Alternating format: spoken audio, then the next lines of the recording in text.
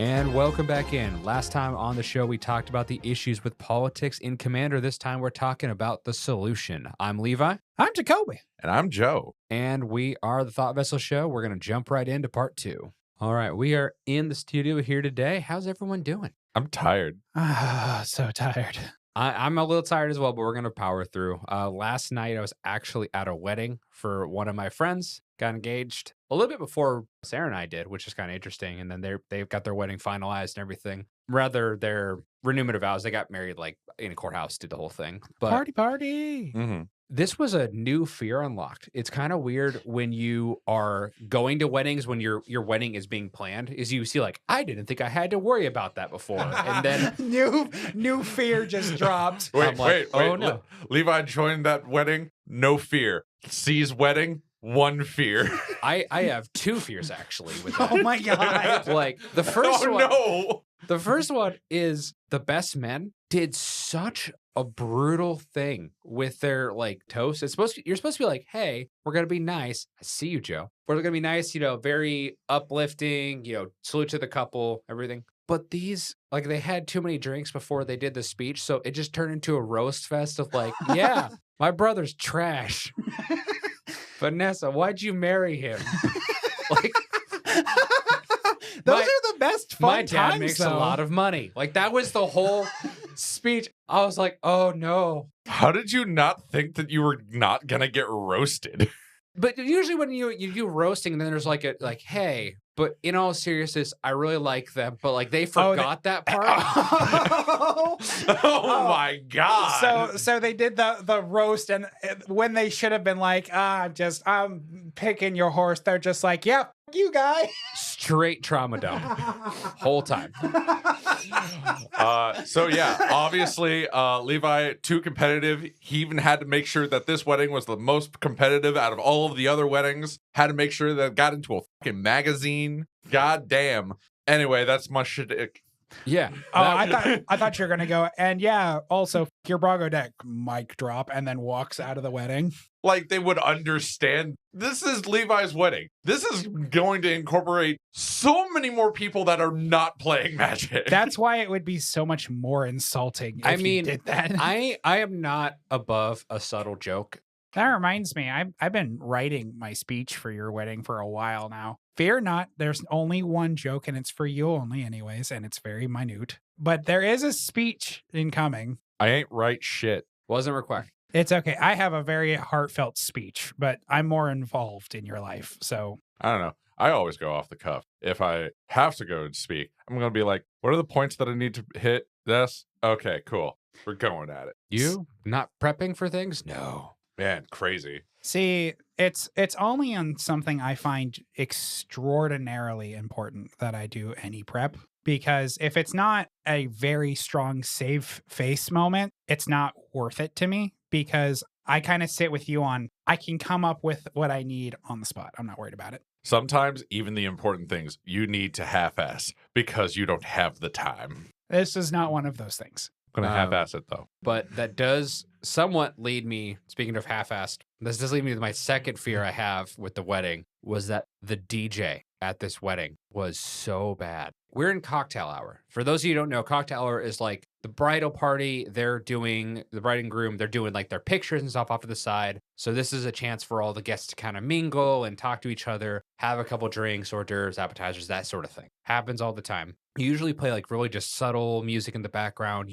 As a DJ, you're not really there. You're just making the ambiance. That is your job. During this cocktail hour, he stops the music to promote himself. And like, if you need us for a party, and then talked about their rates and how much it was going to cost and everything. I thought it was really in bad taste. And I know for a fact the bride and groom did not want that to happen. And they did it, I guess, when the bride and groom was like off to the side. And then later in the evening, after the bridal party was introduced, he said the names backwards. So he had to restart, by the way. That was fun. And as the dance floor was going on, Sarah and I, we're in line to get our picture taken with those little photo booths they had. It was a lot of fun with that. And he cuts the music. He's like, all right, everyone make a circle up. Like, first off, getting everyone coordinated to do that. Bold strategy. I was like, second off, I guess they're going to do like a dance battle or something, or like some kind of like bonus first dance surprise. No. Want to take a guess what he put on? It's the final countdown. wish. Oh God. The Hokey Pokey. Okay, but I need to ask, was it literally like the childhood version Hokey Pokey? Okay, kids. Yeah. Yeah, okay. So it wasn't what I would have loved, and it was the Psycho Stick version. They would not have done Psycho Stick. Ah, damn it. But like it wasn't even like a trap remix. It was like they pulled this off a CD from a kindergarten class. Like, Oh my God. and everyone's looking around like, we're not gonna do this except for like one lady in the corner just like, we're having fun. And like halfway through Right Foot, so we're like a minute into the song, the groom's bride went up like, hey, this ain't it. Cut it. He's like, I guess y'all didn't like that one. I'm like, no kidding. That had to be a special request from like somebody. It was not. I think they were just vibing it, and they're like, we're gonna see how drunk y'all are. I'm like, don't do that. What are you talking about? Like, New fear just dropped. Incompetence behind the disc. And you know, like one of my buddies just checked to see what was on the laptop screen. Just a Spotify playlist. That's all he had open. Nothing else. Just to do with a laptop, a Spotify playlist, and a microphone. my God. Terrifying. Just, New fear unlocked. You know, that's like, I know it's going to make you worry a lot about it, but like, that's something as I've been to a number of weddings, I have never experienced. I hadn't either. I was blown away. And it's only a fear because, as I said, perfectionist needs to be the best wedding ever. Of course, it's a fear of yours. I don't need it to be the best wedding ever. I need it to not be a catastrophe. Like Yeah, there is a fine line Look, between no, the two. catastrophes are funny stories you tell down the line. It going all according to plan, no one's going to be like, not with weddings. You don't want a catastrophe at the wedding. However, you want a catastrophe level of fun. We want you and Sarah, God forbid, if she like is dancing and trips, that it's a ha-ha moment and not a my ankle moment. That's a catastrophe where it's like she falls over and she laughs because you guys are having a lot of fun. Like, yeah, but like bad DJ? No, that's a funny story that you just told, and I'm laughing. That's great. I don't think it would be so funny if he was subjected to it though. Like at his wedding. You'd be incorrect. like if it was just the Jacob is dying after you would be incorrect.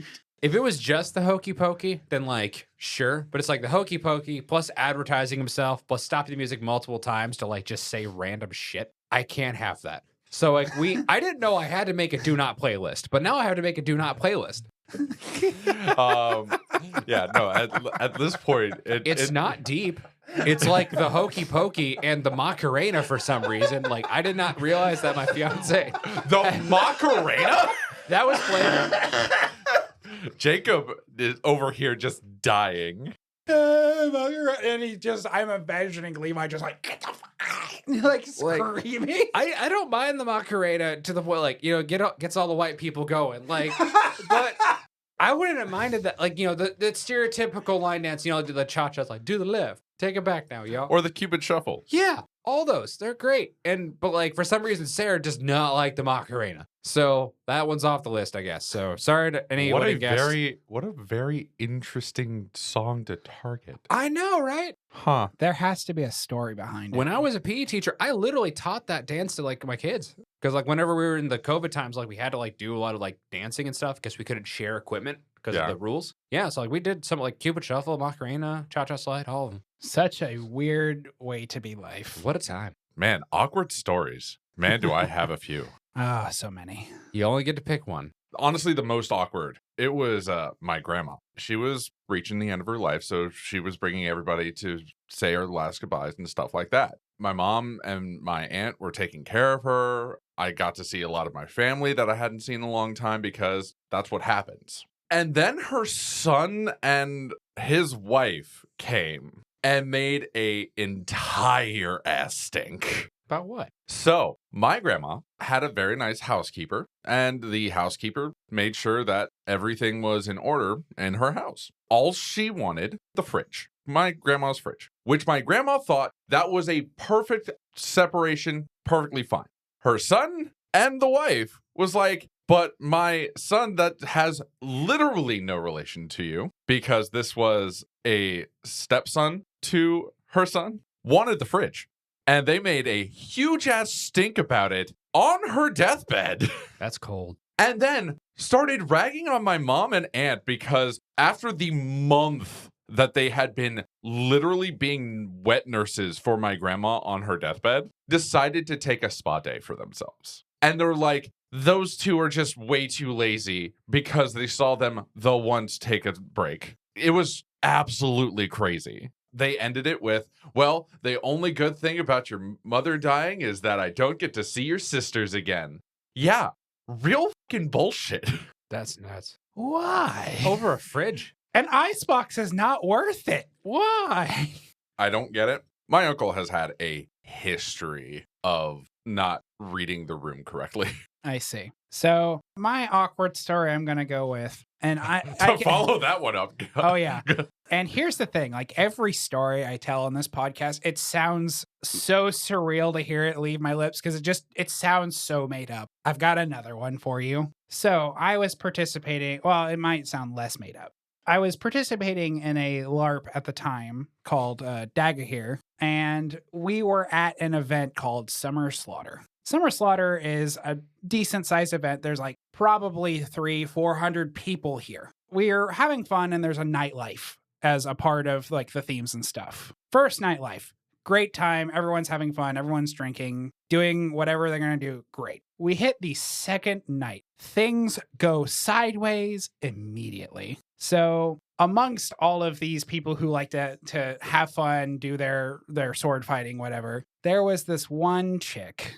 Oh no. At some point, note, she never drank anything the entire time. She got buck wild, and the only thing she was wearing was a collar with a leash.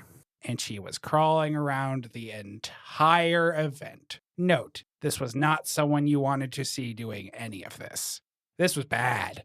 This was like no one liked this except for one guy who was carrying the other end of Sin Ensemble. And it was bad. That's really Man, weird. that is a level of forcing your fetish onto other people. And the worst part is like every single, like nobody was about it. And I only found out the day after. She was not, no drugs, no alcohol. She did that under no influence. That's just how weird she was. Active choice. And it was so awkward because I never seen this person before. The first time I see this person at this event, it was like the most unacceptable. I was like, I mistook them for not any of the nonsense. I thought I was like seeing things. I had to take a double take for a quarter second and then immediately look away and go, I want nothing to do with that. That's indecent, but that's a crime. I'm gonna ask age. No. No? I don't know. I know they were older. They were not young. Yeah, that's important. No, they were, at this time, I was Like 26, and this person was either in their 30s or in their late 20s. They were not some adolescents or some other weird person. This was an adult. Oh, no. I was thinking much older when you said nobody wants to see that. I was thinking maybe like 50s, 60s. I don't want to. I don't think anyone in the 50s got their knees for that. I was about to say, like, You'd be surprised. this was an event for a buffer fighting thing. I'm pretty sure this person got canceled out of the event for future, but No kidding. yeah, no, big shock. I know they were middle of the bracket. They weren't super old or super young. Well, yeah, that is definitely 3 awkward situations here. Different capacities, of course. Yeah. You brought in a pretty tame awkward situation. I came in with the deathbed. Yeah, we had hilarious ensemble. We had like extremely petty, and we had extremely uncomfortable. That is true. We got the whole spectrum of awkward right there. Man, crazy. Kind of moving on to our main topic. The last time that we spoke, we were talking about politics kind of fading away in some capacity in Commander, where there's not as many deals being made anymore as it was kind of in the late 2010s, early 2010s or so. And kind of getting, obviously pod to pod's going to vary with this, but just things have been changing. And this week we're kind of talk about what kind of things you can do to improve politics in your tables. We're going to be looking at this more on the casual side of things today, and then kind of just seeing what things we can do to make things better. Always keep in mind that Everything we say is always an opinion we have individually. It's not something we're going to tell everybody to do. And even if you don't go for politics, because there are people out there like that, at least have an open mind when people do approach you with politics, because sometimes it is still important in a game to be open and honest with somebody. Yeah, like I know we particularly I come off on our podcast super divisive. That's just to create a point here with mutual friends and to be a voice for somebody who might not speak out. I thought you were just super divisive. Yes, but just yes. Yeah. I'm that way because there's a lot of people in my life who refuse to do it, and I'm rather advocate for someone who can't or won't. It's all good, Jacob. Somebody has to be wrong. Somebody has to be wrong. Sure. I Somebody was taking a drink, you jackass. deserved. All right. So, kind of hopping in here. First thing I think we got to talk about is more behavioral, and then we'll kind of jump into some specific card types that can help with these sort of things. So, one of the things we kind of quoted for being an issue with politics is that the way a lot of decks are being built today is the options I can come to the table with you are either not blowing something up or not punching you in the face, or punching someone in the face or blowing something up. Like those are kind of the four routes in which we can take with politics, because a lot of things are either I'm doing my thing, I'm got the ability, I have interaction in my deck to handle stuff, or I'm trying to go for a win for the most part. Like everything is like built towards that, where there's not a lot of cards in your deck that say like target player draws a card or having extra incentives with what you're doing. So it's a little bit harder to find those deals. So I think that we kind of have the first thing I want to talk about is kind of starting smaller with your politics. Also, a lot of the versions of politics people are looking at that I see involve like a trade-off. Here's this bonus, but here's this negative that comes with the bonus. And they view the negative as part of the politics rather than like it's the solution, not the out, which is hard to really go with. It's the basic of I need to do X thing, but I need someone to be cool with Y thing. Is there any takers? Basically, I need to draw a card to deal with something, maybe. Or I'm just trying to figure out what I can do as far as doing my deck's thing to be a part of a game. As far as like games that I have examples of politics. And it's usually never just been like, I am not going to do that thing or I'm not going to do that thing, blah, blah, blah. Usually it is just, hey, I need you to meet me halfway. Can you? Very simple. I guess an example in real life you can see of this is, I had a game in which I had a Thada Adele, which is you hit an opponent, you search the library for an artifact, you put it into play. You can cast it. So super political. So what happened was there was a player that was like leaps and bounds ahead of everyone else. Just very scary. I had Thada Adele. I kind of talked to the table. I was like, is there any artifacts in anyone's decks that can help us here? Somebody, for some reason, was running Oblivion Stone. I was like, cool, that'll do it. So I swung at that player. Like he was not in blue. So like I had to make a deal where I could connect with him. So he took 2 points of damage. I got the Oblivion Stone out, cast it, blew up the whole board. We hit a reset. So that's kind of an example. Like he's going to get hit. He's going to lose all of his stuff. But the player that's in this commanding lead is going to get brought down substantially. And then I don't have time to put extra counters on all my things to keep things safe. Like things are going to go. That is kind of an example of where we're at now with politics, where I think that there is more of a way to add additional incentive to things. I think with politics, we're at a point that we're almost like threatening people a little bit, or like there has to be destruction on someone in order to make a political deal. But I think there you can also add stuff to your decks to make things better for players, and then they're going to be more inclined to want to help you later on if you can have more positive versus just a negative thing is going to happen, but it hurts you less. It's one of those weird situations. And that's why I wouldn't say that politics was going away like last episode. It's just getting a little bit less. It's just trying to find those opportunities to come to the table saying, hey, I can't do this by myself. I need some help. And just like that situation, you found somebody who was able to do it by having an Oblivion Stone. Yeah, really. I was surprised. I did not think that was seeing play anywhere anymore, but clearly it is. What deck were they running? It was like a 5-color pile of good things. 5-color. I think they had that in like Of all people to cringe at that, Yeah. really? Because there's so many better options than Oblivion Stone. like it was like you got like Sun Titan and stuff like that. You give Sun Titan the counter and then you blow everything up. Sun Titan stays and then you attack and get the O Stone back and you can kind of loop it and things. Yeah, like- but you're still in 5-color. Ruinous Yeah. Ultimatum. That's old tech though. Yeah. Ruinous Ultimatum. Psych Rift. Yeah. Oblivion Stone? Granted, I'm not sure how often this guy like upgraded the deck, so maybe all he just people- hasn't gone through. It doesn't matter of all people. Of all people to be a hater, I was not expecting it to be you. I mean, Dexter Matt, would Mr. I love jank.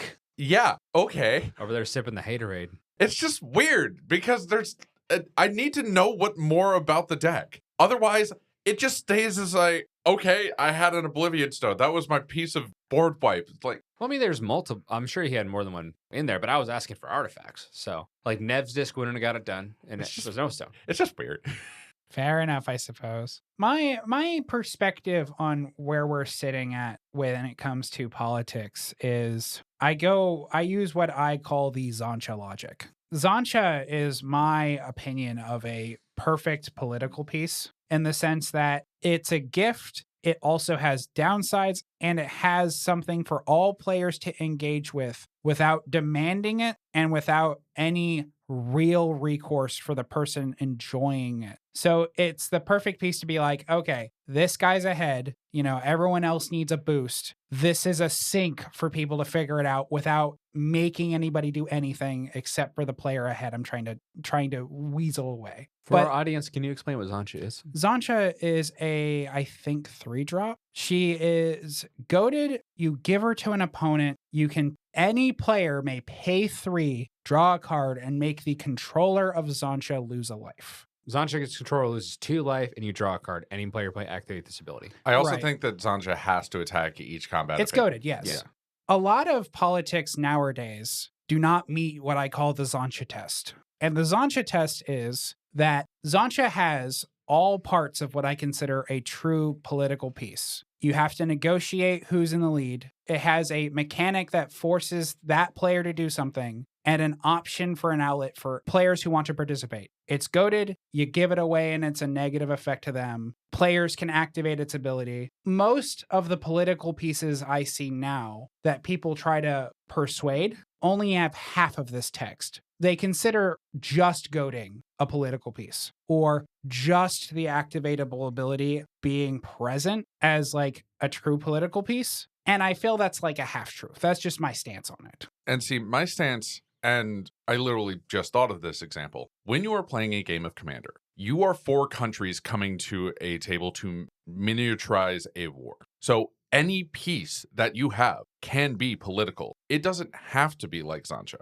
You just have to be able to understand the interactions between your words to another player versus what you have to offer. Every time you are trying to come to an agreement, it is showing this is my side of the deal. What I have as far as my resources I can offer. This is what I need from your resources to be able to try and complete this. Because the enemy of my enemy is my friend.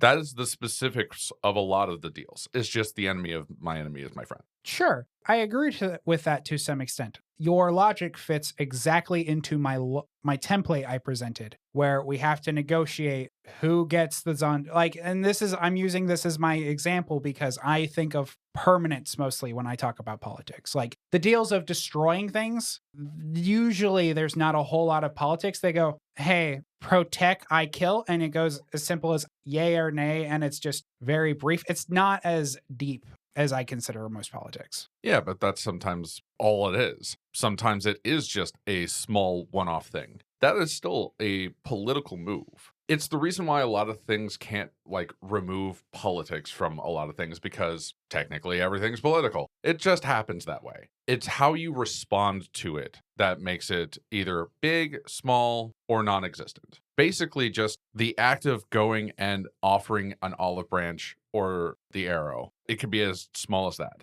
And we've seen Levi do that quite often, especially from the edge of the sword, as you said last podcast. Do this or die. It's a lot easier to negotiate from a position of strength. But sometimes you can still negotiate from a position of weakness because it is how you bring yourself to the table at that point to say, hey, this hasn't been the best, and I know that I can help, or at least feel like I can get a bit back into this game. Would you be willing to do this? I've had people be able to do that for me before. Just allow me to feel a little bit more part of the game that I wasn't before.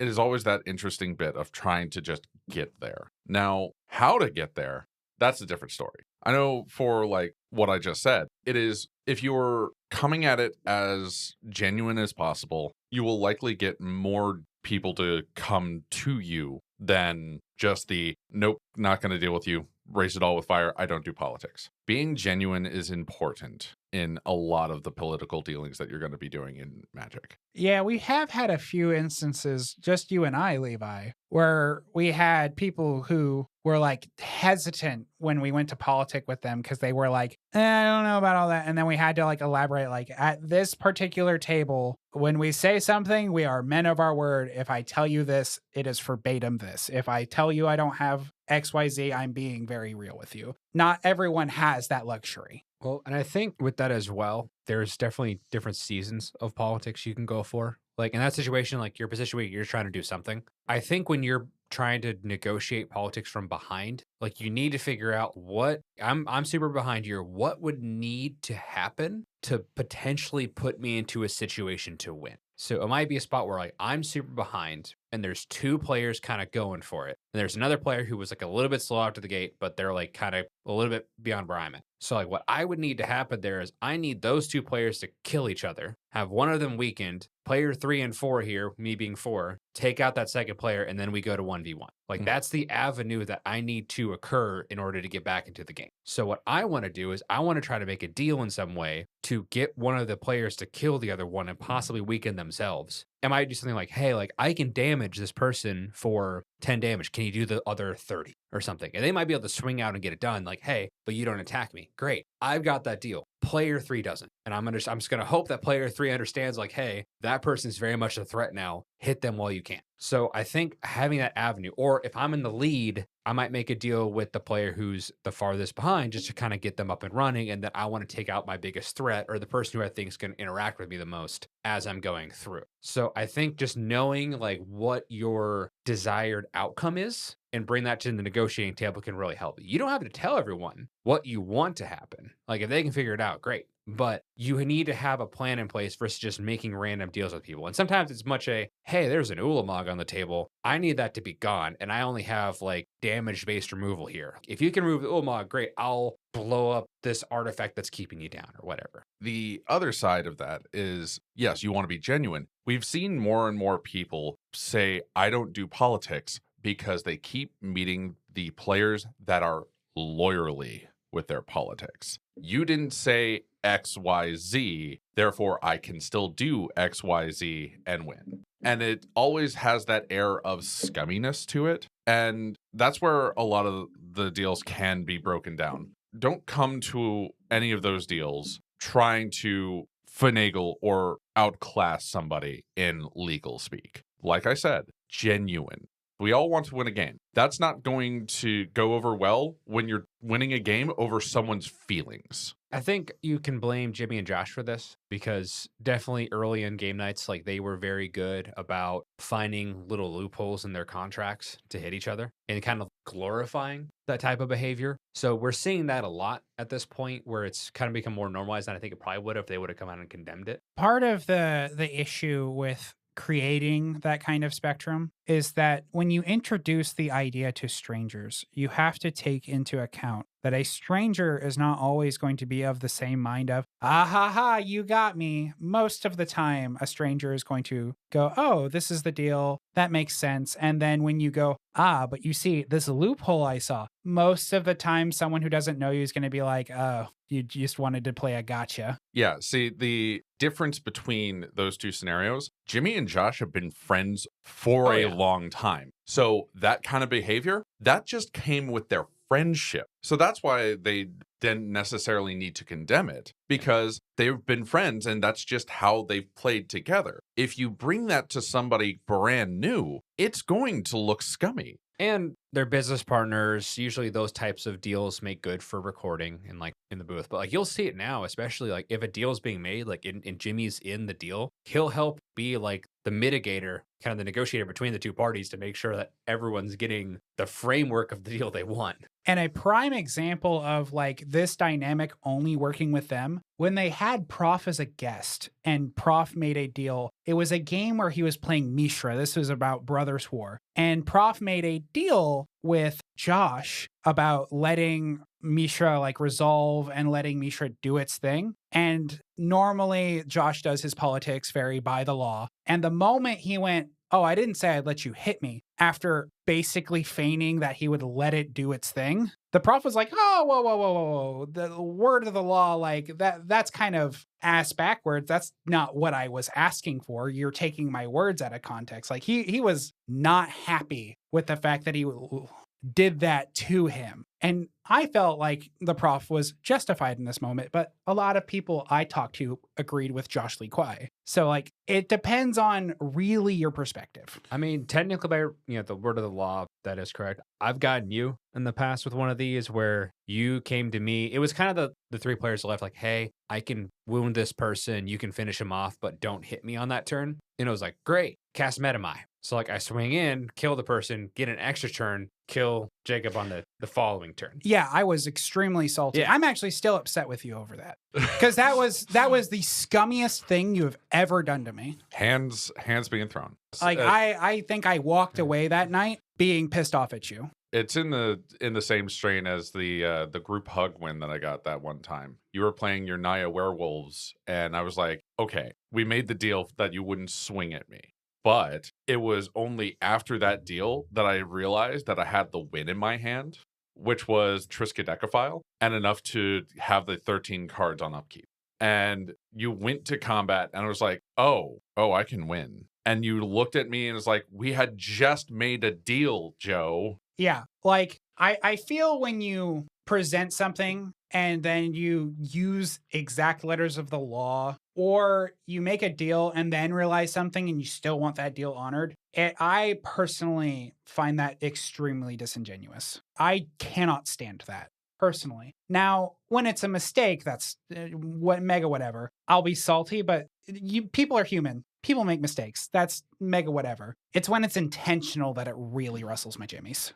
It happens. I didn't necessarily immediately see that I had the win when I made that deal. Right. That you didn't realize, and I was just, Joe, and not really Joe. Like I like you didn't make me want to pick up my deck and not play with you for the rest of the night. That it's a different vibe. But you did want to take a break. Yeah. I don't think ever having a cool off period is really a bad thing. Yeah, cool-off periods are always important. If you are getting too heated over a game, the correct response is to stop playing.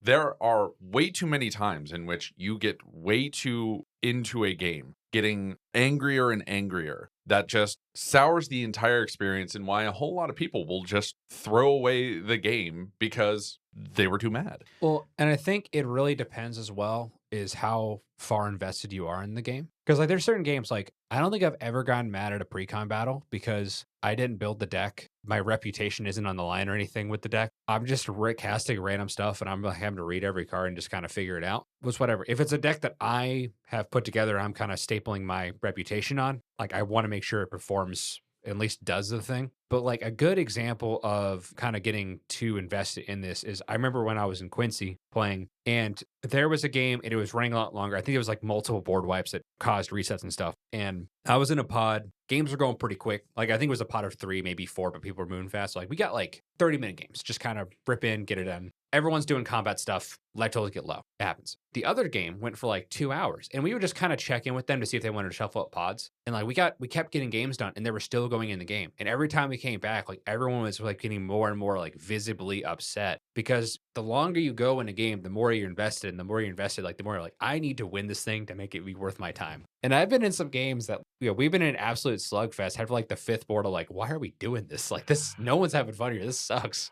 Yeah, I remember being in a pod like that with my Mono Blue Chaos deck. That game went real long when I was like, it's real funny. I'm going to make sure that everybody is in top deck mode. Basically, that game went on very long because we were in top deck mode. I was still enjoying myself. That's the important bit. I didn't care if I won, but everybody else was just like, okay, I'm going to still try and win this. I think I had, for the first time in my entire play experience, the only instance where I played Armageddon and not every person's side because I was playing deserts. There's the new desert precon with the guy named Yuma. He makes boys when your deserts die. Long story short, the fact that I played it still made the one person groan. He was of the mindset already. It's like, oh my God, this game's going to drone on forever because all the lands are blown up. And then I made 13 boys. And then he felt a sigh of relief because he realized, oh, you can collect the victory. Fine and dandy. But there are some instances where like the game goes on forever and you're just like, I have the solution. And people don't realize that the solution actually works. Mhm. You are already dead. Omae wa mo shinderu. Please take this 4 to plant 6 more times right now. Currently, we have, as far as our politics, to make them better, be genuine. Don't be too invested. There was a third thing that I'm forgetting. It was the middle of those two. Know your avenue. Know your avenue. Know your avenue. Understand that not all people see certain parts the same way when it comes to politics. Not everyone thinks like I do with a Zantra as their basis or something more than half of what you feel a politic piece is.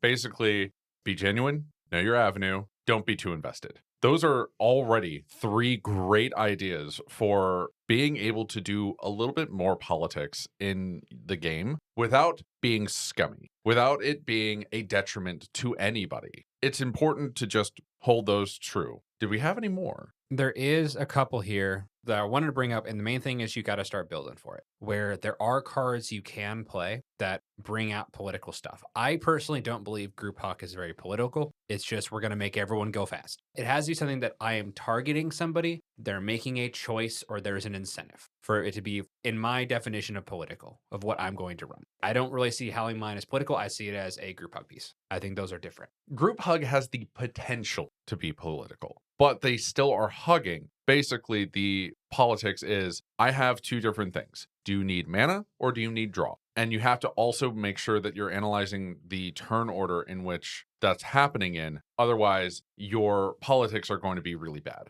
Otherwise, you can analyze what you have as far as your group hug pieces and maybe see exactly your avenues to extend that political piece to that other person, whether that be they needed mana, whether that be that they needed card draw. Certain cards that people like to do with group hug do not work as political pieces at all. Tempting Worm is not a political piece. It is just a game ender and not in the good way for you.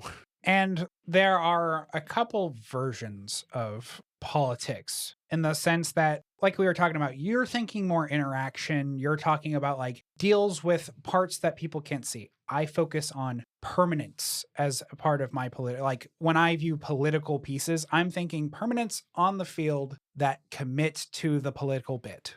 A different example would be like I don't know the name of it. There's a Naya cat that forces people to goad. That is Marisi, Breaker of the Coil. Oh, you were looking at it? It's right here. Oh, I can't even see that from here. That's actually hilariously ironic. But some people don't view that as politics because it's demanding a certain type of like choice or stigma versus something where you give other types of choices. But I'm sure Levi's about to dive right into it. So with cards like Marisi and some other goading effects where you're taking away a player's autonomy in a game of I'm making decisions of what I think is best for the table, or just I'm making decisions in general. And it's now like I'm playing creatures and now I am forced to attack. I no longer have the choice to do things. It's technically political because like you can choose where to go with it and whatnot, but I think it's a bad political card because most of the time what's going to happen in those games is either I got to swing at people, but I'm going to use every bit of removal or anything I can affect you with is going to go your way to keep you balanced, or I'm going to attack with my goaded creature and everything else is coming at the guy who goaded me.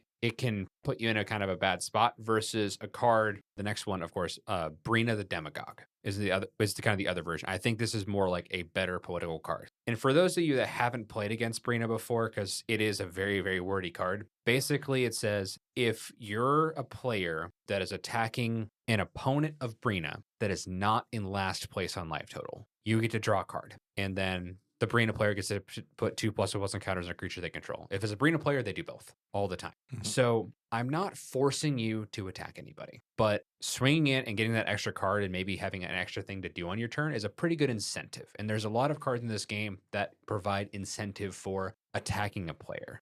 Ludovec, the partner commander. At the end of your turn, if a player other than Ludovec's controller was dealt damage or loses life, you can draw a card. These types of effects, I think if you get enough of them where you're not goading someone, they're not forced to attack, but you're incentivizing, like, hey, if you do what I want you to do here, I will give you a card or a treasure token or something. I think that is something, and it's a kind of an unwritten contract. Like no one's being held on a handshake deal here. You can make that choice whenever you want. But I think these kind of things is very helpful, or adding in the Monarch to a game where if you don't want to get hit, you want your opponents to hit each other, cool. Don't swing at whoever the Monarch is. Let them draw and let them kind of battle it out for it. They're going to weaken each other out. And you did the goading thing without actually doing the goading thing. The same thing with the Undercity. Right. Yeah, in the initiative. Yeah. My struggle is the reason I dislike Brina. It follows the issue I struggle with personally, Letter to the Law, where it's more political. However, it gives such an exact stipulation that it can be less political because there's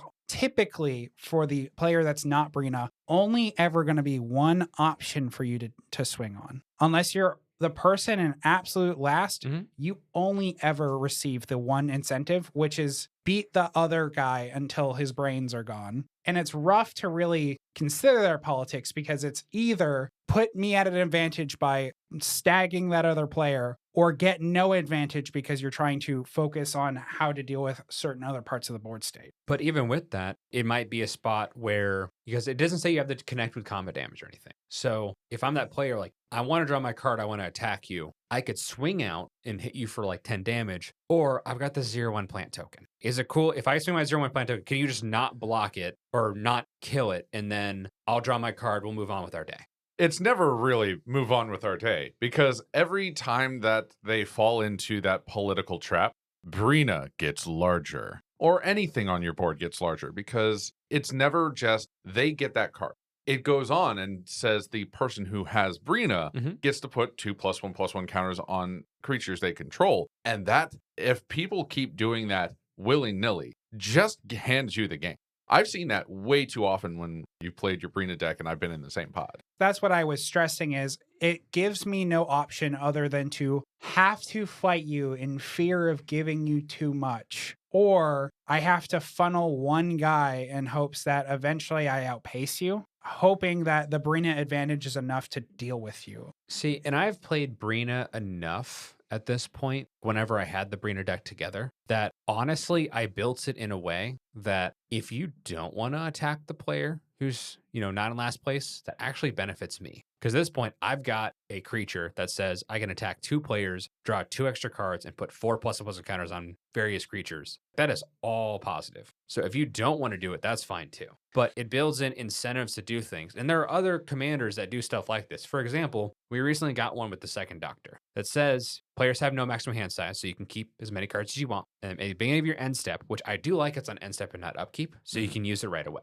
Each player may draw a card. Each opponent who does can attack you or permanents you control and during their next turn. So definitely more political. I like that far more than Brina because it gives an offer, they can deny it. Brina, the problem is this compared to Brina, this lets everyone have an option. It doesn't inherently strike that, oh, if you do this, I get this extreme benefit. It just card and no attack, or don't get a card, attack. It's got a different vibe to me as far as politics. I like that in the realm more than I like Brina. Vibes are on. But that's because when you introduce an extreme positive to the player in the seat of the politics deck, it makes it really hard to navigate the politics because it becomes trickier with something like Brina because I can only negotiate with you so far. I can make maybe 1 or 2 instances where I feign to get the card draw and then give you the counters before I have to turn on you, or I'm just letting you stab me. Well, the brilliance of Brina, and granted, Brina is far from a perfectly designed Magic card. It's really awkward in the early game when everyone's still at 40 and like technically no one's in a lead of each other because everyone's in last place. Yeah, that's why you did everything to lower your own life total and be like, yay, I get to go. So like some pain lands and stuff I would use, or, you know, I would even have like little deal 1 damage to something just to like break parity with those decks just to get it going. But it's a way to add a politic card into the game that is not always just a handshake negotiation. Like it's a, hey, this is here. Use it if you want. Don't use it if you don't want. There's a lot of other value pieces I can use, but this is at least going to make things a little bit more interesting for you. I suppose that's a fair synopsis. If you were to mix Brina into a deck that had that doctor, for example, and you were an Esper, and the commander didn't have a straight Brina, like if it were a what's that Aloro deck, and it had Brina in it, that doctor in it, pieces like both of those, I feel that's a perfect balance. Because we're working towards it for sure. Yeah, because like things like Brina in the zone start the game off with this like awkward clock, to me at least. But and then just kind of looking at versus Marisi just says, hey, no spells during combat. Whenever a creature controls deals combat damage to a player, go to each creature that players controls. Now they're going. They can't opt out of that deal. It's just here. That's kind of what I'm getting at with that. But we're going to break down a lot of different cards here that I think are very political, but we're going to do this in more of a draft setting as we like to do. For this week, Jacoby, you are at the first pick. I'm at second. And Joe, you've got the back end here of pick 3 and 4. And we're going to snake back and forth. We're just going with our favorite political cards draft. So Jacoby, you're starting us off. You're on the clock. Well, it would be a disservice to not pick Sancha, considering I've spent my entire basis of saying that is how I determine a great political card. Sancha, Sleeper Agent. We did speak about it already, but of course, paying the mana, 2 life, draw a card, make the person move down the list. I stab you. Also, thank you for card. Also, thank you, player who played it. So absolutely. I don't think we need to spend a ton of time on that one. For me, I'm going to go with the card that I think is actually one of the best artworks in all of Magic. It's a fantastic card. It is Scheming Symmetry. My next favorite. I actually recently put that into a CDH deck. Scheming Symmetry is my all-time favorite mono black card. So Scheming Symmetry, for those of you who don't know, I would say right now, go look up that artwork. It is phenomenal, but it perfectly encapsulates what the card's doing. But it says choose 2 target players. So you technically don't have to choose yourself. For each of them, searches their library for a card, shuffles their library, and puts it up. So it's a double Vampiric Tutor. So usually without the life loss. Without the life loss. So usually it's you and somebody else. So what you can do here, normally how this card will play out is because your opponent's going to get that card before you do, is you can even renegotiate the deal and like, I will reveal what card I'm going to get and put on top. And like, you can just get a Soul Ring or something very generic and non-threatening. It's just hey, that player is going to win on their next turn. Who's got a board wipe in their deck? And then all you do is Scheming Symmetry, have them go find that card. So you're kind of controlling what that designation is going to be, but they get the answer out of their deck. And then they find it, they play it, everything goes by, and you get whatever card you want. So sometimes you can get a protection piece or something that you're going to get after the board wipe happens as it is, unless you can find a way to draw yourself. But it's a very, very strong card, very, very flavorful, and it makes for a lot of very interesting conversations. Yeah, my favorite mono black card. Also, the cutest thing to do is to just have Ob Nixilis and just scheming to opponents and say, yeah, go ahead, find your cards. Also, 10 life, please. Well, man, crazy. 10 I would have just gone with Opposition Agent. Or you could just be a bastard and just steal things. Porque uno los dos. That is a fantastic card, I think. That's my pick here. Joe? So obviously there's like so many that I could choose from. It's Edric. Edric's Like full stop, it's Edric. No hesitation. What does it do? Edric Spymaster of Trust is 1 green-blue. Whenever a creature deals combat damage to one of your opponents, its controller may draw a card. This is doing the Brina thing, except you get no upside on your end. You just give card draw to everyone if they want to fight anyone but you. Fun fact. banned in French Commander. You cannot do it in 1v1.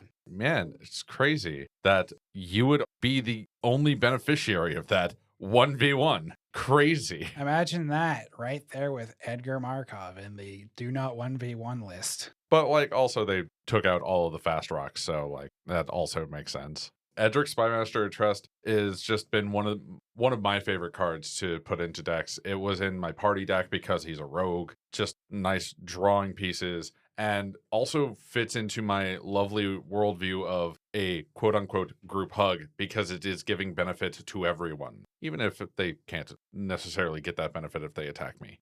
In that same strain, we turn to a new challenger in that same one as my second pick with Gix, Yawgmoth Praetor. 1 black. Whenever a creature deals combat damage to one of your opponents, its controller may pay 1 life. If they do, they draw a card. This is in the exact same strain as Edric. You still draw a card for each creature that dealt the combat damage, but instead of just willy-nilly being able to draw it, you may pay 1 life and then you draw it. So it gives a little bit of a bite back when you try to do that. I guess I'm on the clock here after Gix and Edric Spymaster Trust, both coming off the board. The one I'm going to go with here is a card similar to Edric being out of in the CDH tier, where Edric's not quite there, but it's if someone brought an Edric Spymaster Trust deck to a CDH game, I don't think they would be embarrassed. I think you could definitely hold your own, especially if you can kind of get it rolling. I'm going to go with, I think, one of the best political commanders of all time that I think there was a design flaw when they made it, in which they made it a little too good. But I'm going to go with Kenrith the Returned King.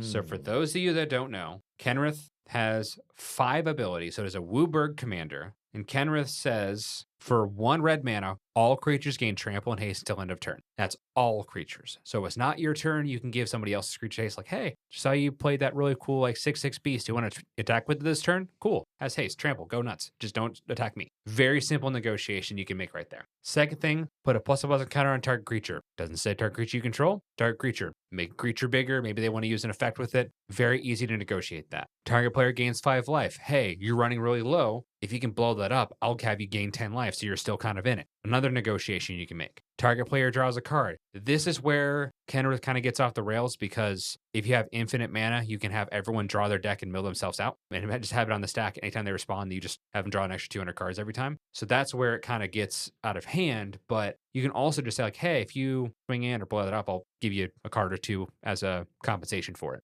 And then put target creature card from a graveyard onto the battlefield under its owner's control. So you can also start reanimating creatures too. Like, hey, if you attack in and those creatures die, I'll bring them back for you. Or I see you lost your super important mana dork piece. I'll get that back if you do X or whatever. So you have like 5 different deals you can make on 1 card. And then also you can use them for yourself if no one's making deals at that point. It's just a value engine. You're in Wooburg. It's the ultimate political commander that just so happens to be really good in CDH too. Because specifically with the second and last abilities and Phantasmal Image and anybody having a dockside on board, you infinite loop as long as you can make enough treasures to continue that loop to get the infinite mana. Oh, look, we broke Dockside. Oh, yeah, crazy. It's more of the Fimmage, specifically because you use the second ability to put the counters onto a target, and because Fimmage is immediately sacrificed because you targeted it, it goes to the graveyard, which then you use the last ability, bring it right back out, and it becomes a Dockside. Oh, hey, look, another Dockside loop. Kenrith's one of the only ones that can do that too, because other people just have to loop Dockside. Yeah, Kenrith is phenomenal. Absolutely phenomenal. So that is my pick here, Kenrith the Returned King. So Jacoby, you are on the clock here for round 2. I'm shocked I'm getting both my picks. Sweet. Next on the docket, Humble Defector. That's a good one. I like giving card draw, and I think it's cool, but please give it back. For those of you who don't know, Humble Defector, you can tap it, you draw 2 cards, you give it to an opponent, has to happen as a sorcery. So it's a fantastic piece. Normally the deal you make with someone is, hey, I'll give it to you if you give it back. So you can spread the love around and just, you draw 2, I draw 2, you draw 2, I draw 2, you draw 2, I draw 2. So then a total of 6 cards have been drawn for your opponents, but it's 2, 2, and 2 versus you've gotten 6 at that point. So it is even from a mathematical standpoint, a card advantage or disadvantage, but you have significantly more of a profit from that than the other players do. And then if it can also be a bastard at some points too, if it's well, I'm done doing this or I have a maximum hand size, so I'm going to give it away and then kill it. Or the opposite thing happens and is more likely you give it to your opponent and then your opponent do keep away from you. Well, you make a deal with somebody to have that happen, or you just draw 2, kill it, we're done. Yeah, but you were in the strait of bastards. So, like, if you're going to be a bastard, they're just going to be a bastard to you. And also for me, like, if I'm the opponent, like, yeah, I'll take 2 free cards. Oh, yeah. All I have to do is give this back to you, and I'll find a way to kill it later or whatever. Sure, that is a no-brainer for me. So that's definitely a very nice one. All right, so you're still on the clock here. What's your second pick? My secondary pick, it's Humble Defector Plus. We're going with Yes Man Personal Securitron. Hey, it's one of the new ones. It's a new boy, as we just described, where Humble Defector is tap it, draw 2 cards, give it away. A Yes Man is a legendary white creature, same power and toughness, it's a 2/2. Tap it, target opponent gains control of it. When they do, you draw the 2 cards, you give it a counter, you do it only on your turn. Very similar text. The difference and caveat is it gets a counter, and then if it were to leave the battlefield for any reason, someone decides to remove it or they don't like this version of a Humble Defector for whatever reason, you get the reward of a bunch of little soldiers. As like, well, you blew up my boy because you didn't like other people getting card draw. Here's a consolation prize. It's a great one. I definitely do like Yes Man. Probably would have flipped those picks, but you're picking, so do what you want. I was getting both. I would, Yeah. If I had to, I would have. But yeah, both of those. Love Wait, them. hold on. They are both in the exact same slot. That is true. So I'm back on the clock here. So looking at the picks that I have, I think just very clear cut and dry. I've talked about it already on the podcast here. I'm going to go Brina the Demagogue, mostly because it's an owl and I like owls. Brina, No. as we already explained, if you're attacking an opponent who's of mine that is not in last place on life total, you get to draw a card and I get put 2++ encounters. So even when making those deals, you're still getting benefits from people doing this. And then you get both. So it's great in that capacity. It's not a perfect card, so I didn't pick it earlier, in which if you're down to 3 players, there's always going to be a player that can't do it regardless. And you're getting the same amount of benefit as somebody else. And then when you get down to 1 players, it's a 1/3 flying bird. That's all it does. Because you don't have an opponent who's not in last place at that point. So as the game goes, so it's when I had Brina as a deck, I had to make sure that I was ready to close out before I killed the second to last person. I had to make sure I could win then and there with what I had on the board. Because if I didn't, then my commander is useless. Kind of a weird way to plan out your turns in that way. With this, I think that would be my selection here. Joe, you're on the clock next. Well, it'd be remiss of me to not bring in one of my favorite cards that I've literally tried to build 3 decks around now. I hear wedding bells. Yep, we're getting married. It's Wedding Ring. Explain to the people what Wedding Ring does. Wedding Ring is 2 white. When it enters the battlefield, if it was cast, target opponent creates a token that's a copy of it. Whenever an opponent who controls an artifact named Wedding Ring draws a card during their turn, you draw a card. Whenever an opponent who controls an artifact named Wedding Ring gains life during their turn, you gain that much life. So whoever the active player is, everybody else draws when they draw. Whoever the active player is, everybody else gains life when they gain life. Stop trying to put a ring on it, Joe. I don't want it. Incorrect. I'm going to do it. Stop it. I don't want it. I have recently made a Mark III to that deck, which is just Tim the Malcolm. Christ. Sure. We got a farm. I don't want it, Joe. Stop trying to put a ring on my finger. Incorrect. We're going to do it. No, All right. We're not even just going to do it to you. We're going to do it to everybody at the table. All right, Joe, what's your last pick here? So my last pick has actually been a good impetus for a lot of political deals that I've made in Commander, which has been Victus Asmati the Dire. Interesting. So Victus Asmati the Dire is a 6/6 Elder Dragon, 3 black, red, green. When it attacks, for each player, you choose target permanent that player controls. Those players sacrifice those permanents. For each player who sacrificed a permanent this way, they reveal the top card of their library and put it onto the battlefield if it's a permanent. The reason why I say that it has been one of the bigger political pieces is because it then starts a discussion with everybody at the table of what should be gotten rid of, because they might try to argue, I should keep this piece, so please don't target that, or that piece needs to go, we need you to deal with that.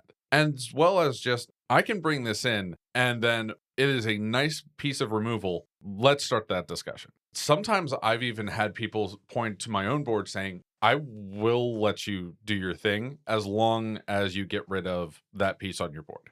Could be a Turgrid, maybe a Turgrid. Definitely a Turgrid. It has started a lot of political conversations because of just game actions. Even if it isn't always to my benefit, it has always inspired discussion on who the actual threat is, what the threat is, this, that, and the other, and has even caused a little bit of funny after the ability is resolved and everybody's permanents or non-permanents are in play, and somebody flips a Blightsteel because you no longer look like you're the threat. You are now the person that can deal with the Blightsteel. Leave it to Joe to turn a card that's usually like very and turn it into something that's like, you know what? No, I'm going to have my fun. Like I said, it's very important. Any card can be political if you use it correctly. Or use it in that manner. That is correctly. All right, Levi, hit me with it.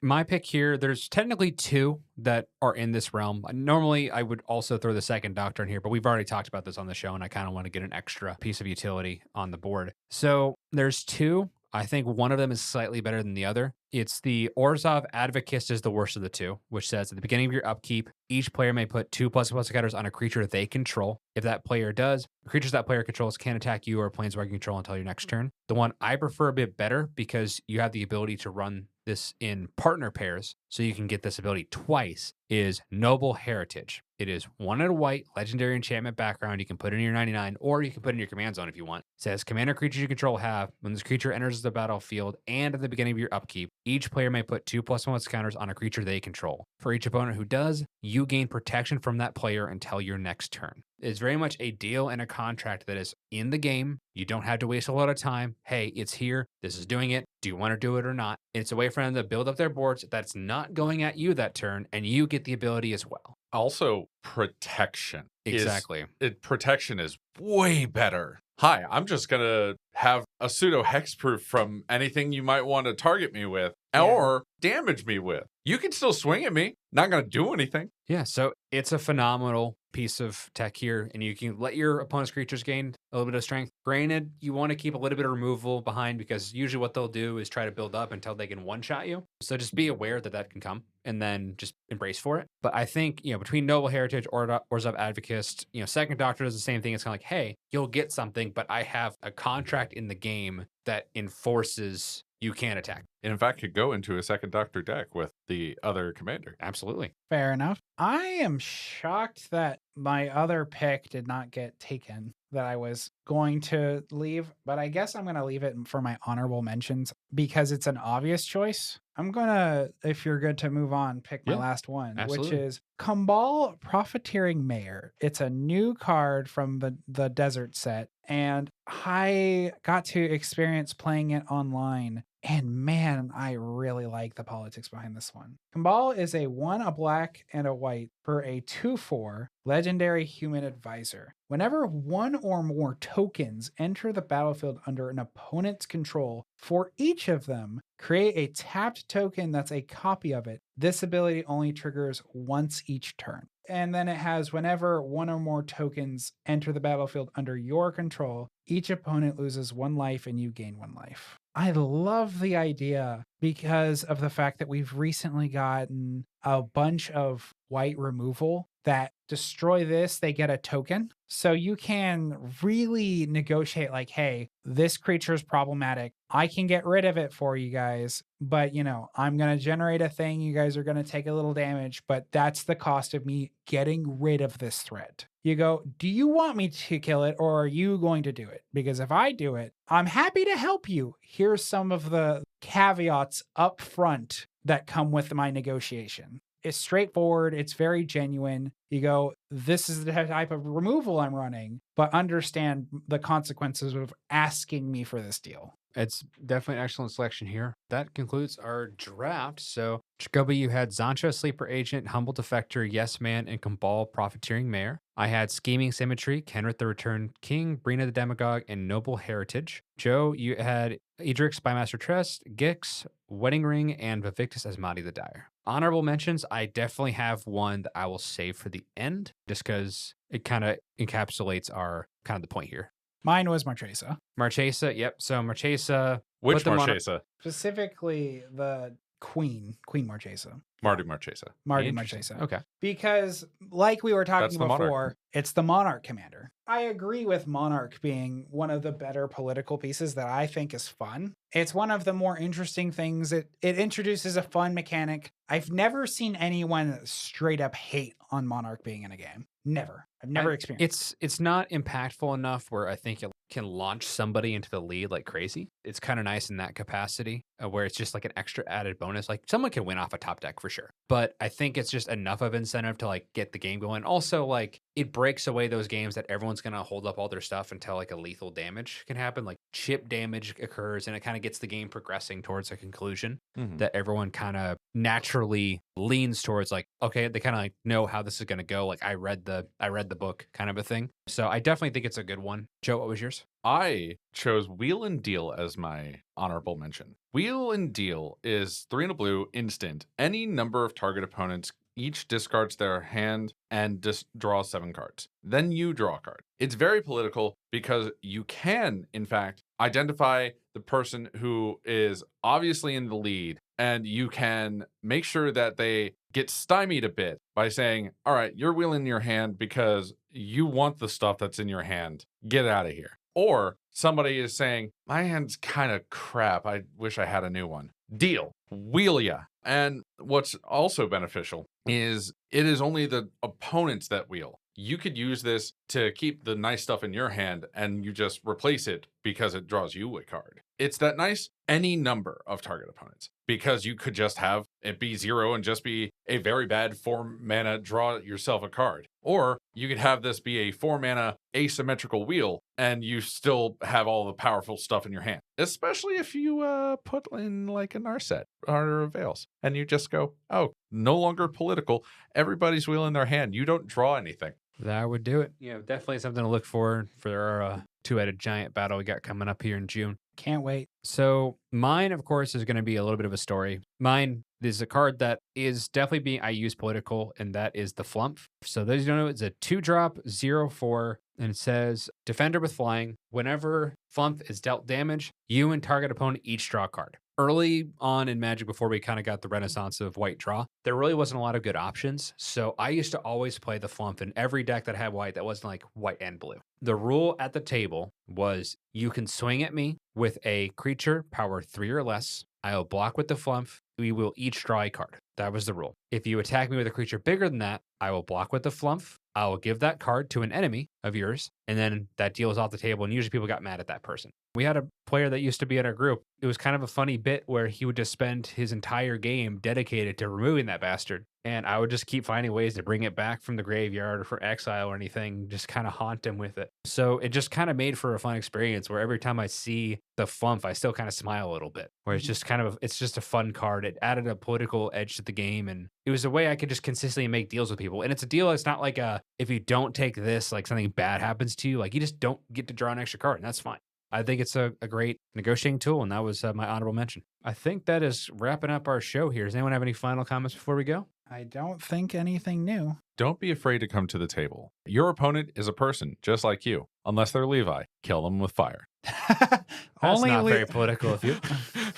Remember, that was the propaganda. That's absolutely political. Remember that no matter what happens at the end of the day, we are playing a card game to have the absolute most fun, and your politics should be a part of the contribution, not the antithesis of that fun. I would say, on this draft board, just pick up a couple of these cards. Most of them are pretty cheap just because political cards are usually kind of cheaper. And just try them out. See if you like it. Scheming Symmetry. Have someone find an answer. You go get your ramp piece or whatever. You can even show them what you're going to get if they want to add that as part of it. Or you put it into Gonti CDH and just take their top card. Or just don't do that. It's funny. So I think that's all the time we have for today. I think that's all we need to say. So everyone, thank you for listening. Have a good one. Take care. Bye.